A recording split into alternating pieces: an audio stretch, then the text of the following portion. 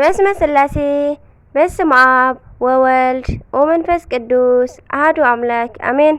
ሰላም እግዚአብሔር አምላክ ምስ ኩላትኩም ይኹን። ከመይ ውዕልኩም ስድራ እግዚአብሔር አምላክ?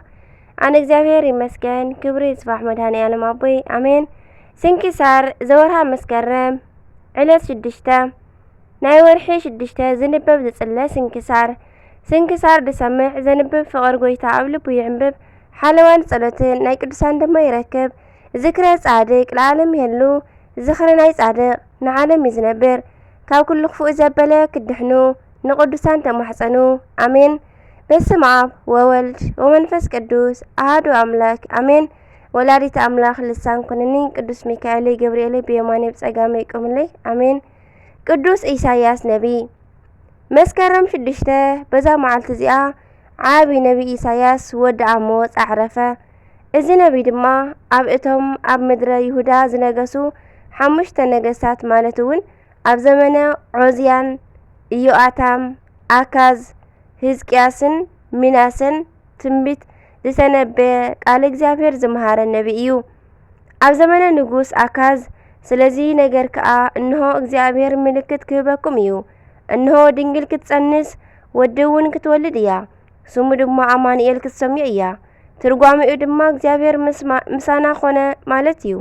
ንሱ ድማ ንህዝቡ ካብ ሓጢያቶም ከድሕኖም እዩ፣ ናብ ናይ ባዕሉ ሃይማኖት እውን ከእትዎም እዩ። መስዋዕቶምን ክህነቶምን ንደቂ እስራኤል እውን ክስዕር እዩ።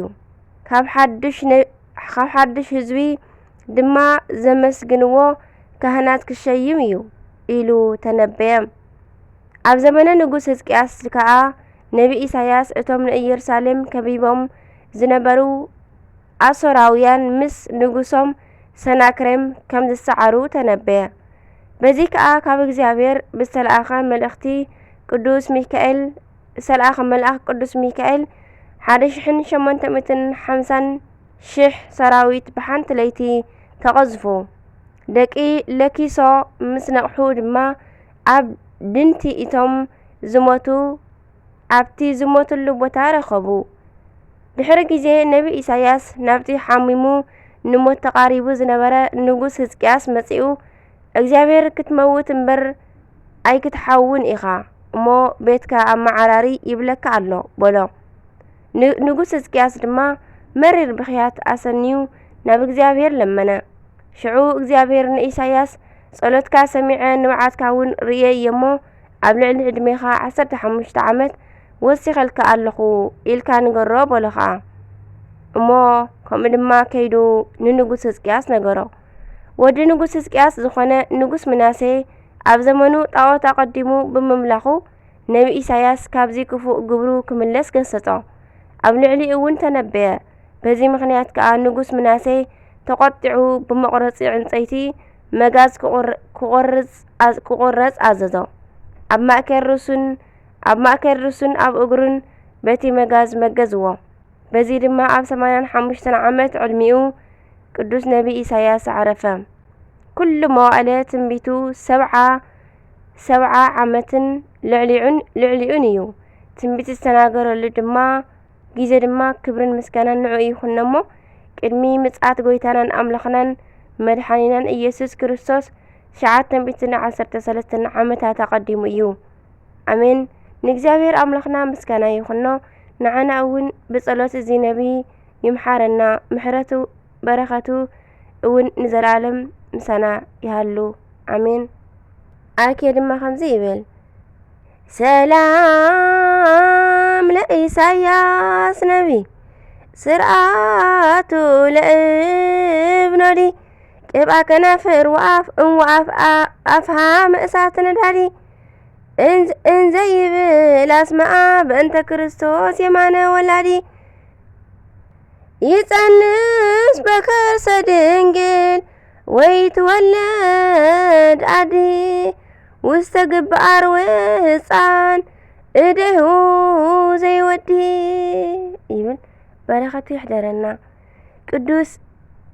ቅድስቲ ስብልትያን ሰማየት ከም እውን በዛ መዓልቲ እዚኣ ቅድስቲ ስብልትያን ሰማየት ኣብ ዘመነ ከሓዲ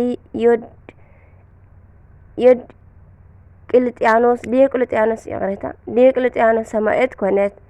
እዛ ቅድስቲ ድማ ጓል 9 ዓመት እንከላ ከሓድያን ኣእዳዋን ኣእጋራን ኣሲሮም ናብ ዝነድድ ሓዊ ደርበይዋ። ብሓይሊ እቲ ናይ ክብሪ ንጉስ ዝኾነ እግዚኣብሔር ግን ካብ ሓዊ ድሓነት። ማይ ኣብ ዝጸምአትሉ ግዜ እውን ንእግዚኣብሔር ለመነቶ እሞ ማይ ኣፍለቐላ እሞ ሰተየት። ነዚ ክብርን ምስጉንን ዝኾነ ጎይታናን ኣምላኽናን ኢየሱስ ክርስቶስ እውን ኣመስገነቶ። ድሕሪ እዚ ንነፍሳ ኣብ ኢድ እግዚኣብሔር ኣማሕፂና ንርእሳ ናብ ሓዊ ደርበየት። ምስክርነታ እውን በዚ ፈጸመት። ኣሜን። ንእግዚኣብሔር ኣምላኽና ምስጋና ይኹን። ንዓና እውን ብጸሎት እዛ ቅድስቲ